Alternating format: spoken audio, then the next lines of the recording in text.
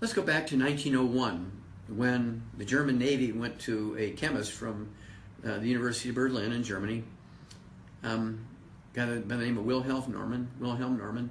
He said, "Sir, we need a smokeless synthetic lubricant for diesel engines for German submarines." And by 1904, Professor Wilhelm Norman had accomplished this.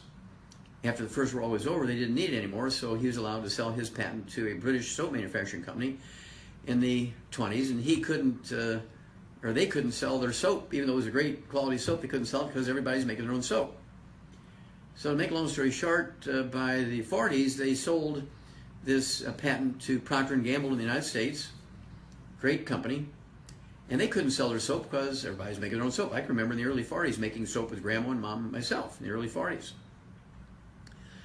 And so they were a failure at using this diesel engine lubricant, synthetic and smokeless, meant for German submarines, as a soap. So they decided to sell it as a cooking chardonnay. And they made this beautiful cooking chardonnay called Crisco, and it was in a can. It was consistent, convenient. Didn't have to have a can full of melted bacon grease in the back of the stove for cooking, and it was predictable. And yet they couldn't sell it very well. They weren't making any money. They're going broke selling this stuff. This is Procter & Gamble.